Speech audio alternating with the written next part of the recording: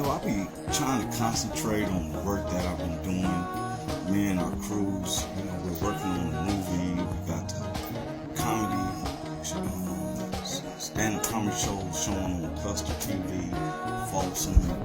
And I pay attention. Me, I've always been one to speak out. Even if you Google me, Roy Anthony Comedian, podcast, stuff like that. And we've been off our show since December, just because we're working on some major stuff.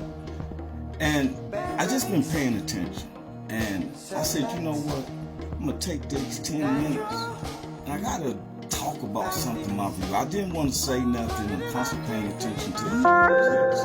And it's nothing even, can I say, President Donald Trump is the president.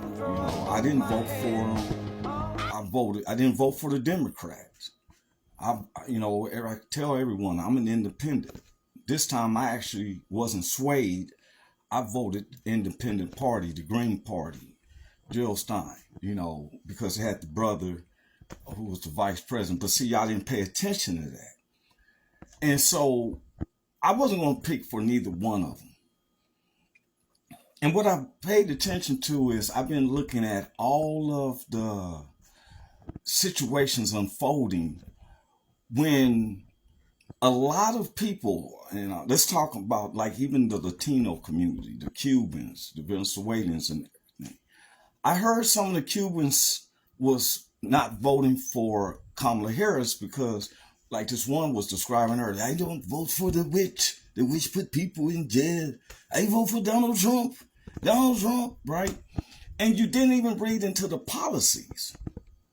So then when you said, he said he's going to do mass deportation, you thought she was better than the Mexicans. Because the Mexicans, you were saying, came over to the border illegally. But you, my friend, with your Venezuelans, Cubans, Haitians, y'all was saying y'all was claiming asylum, which is in the United States. We feel sorry that you're about to face death because of a political figure. So we'll give you comfort here by putting you in the house for a year, giving you food, EBT and SNAPs, and giving you a stipend of $500 a month. But as soon as I got that, you would go back over to Cuba to party with Big Auntie and holidays over there and taking groceries from the U.S. and the gifts and everything like that. Updated CDs and stuff. Signed signature shirt from Kendrick Lamar. You take it over to Cuba. And if you're so scared of death, because I know that if there was a place I escaped from, some cats tried to kill me and I escaped from there, I don't think I'm going to go back. Now, if my parents and family and stuff want to go back, I'm going to tell them, don't go over there. If you decide to go over there, I'm like, I miss you, Mom. Because you ain't supposed to go back. Now, addressing that, then I want to address secrets being, like what happened on the signal. Let me tell you something. I'm a stand-up comedian, but I grew up in the hoods, and there's cats from the hoods that know with me being stand-up, I have never, ever discussed what I'm going to do or what we've done on the stage, in the social media, or anything. That's because I'm responsible for not just me, but them also. And I won't even reflect of what it is because it's that top secret. A whole bunch of incompetent, because I have family members that's in the military. And I'm thinking, what if the enemy had got a hold of this? Because just because your phone is straight, but the other people is and when you was just told don't use it, what if they had got the bearings and killed all our family members of Americas? That's why I call it incompetent. And that's why people should be, disciplined on that. If it means you got to take a lesser role, this may not be for you. Then I want to address when did white men start becoming oppressed? My grandfather told me that he's never felt sorry for any whites in America. Now, he was born in 1910. He died in 2006 at the age of 96. And one day he sat down with me and described to me how democracy started working. He said when he was a little kid, his grandfather used to go hunting and fishing to provide for the family. So he said one day they're at the lake. His grandfather's at the lake. He will fish and bring fish home for the family. He said the sheriff pulled up one day. He said, hey, you got to have a license now to fish here. Now, he said his grandfather been fishing there since he was a kid. But now he has to have a fishing license. So he asked him, he said, well, where do I obtain a fishing license? And the sheriff told him, you got to go in town and pay $2. He said, $2? That's it's during the Great Depression. He said, how in the world do I supposed to pay $2? Man, I don't have no cash like that. Why you think we out here hunting and fishing to feed my family?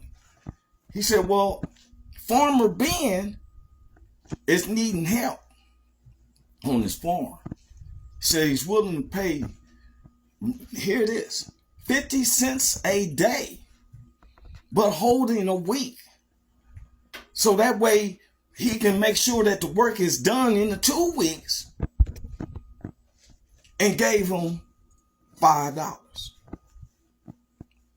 So my grandfather's grandfather goes to the town hall, gets him a fishing license, pays the people the $2. He has $3 and buys his wife a couple gifts with $1, because I guess back then you can get bags of shit for $1, right? And then they turned around and they gave him, so next month, the guy came again, he got to have $2. You got to get a fishing license. At the time, the fishing license wasn't for a year. They had it for a month.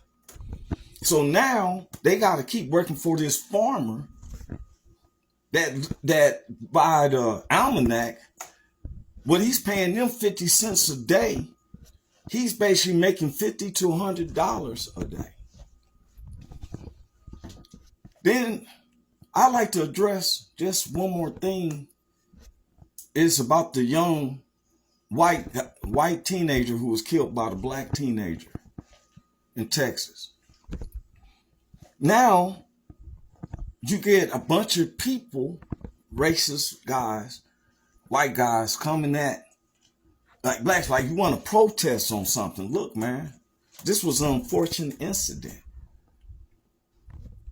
The statistics in the FBI records and database shows that white people commit more crimes than any other race in the United States, and more crimes to each other. Every time when a young black got killed, an unarmed black got killed by a police officer, the first thing they started using data and statistics was that blacks kill blacks more than anybody. So that's like an excuse to justify that this white person killed this innocent black person. And I'm going to be honest with you. No one should kill anybody, especially over stupid stuff and mundane material stuff. No one should kill anybody. A death is a death, no matter they white or black or yellow. Doesn't mean that you can call upon protests for a bunch of blacks to do what? What do you want to profit from it? And the brother who had your hand around that white guy, hey man, I kind of smelt that you was kind of, there, but you got your arm around my man. You so sold out. I feel you. I'm Roy Anthony, man. I endorse this every bit.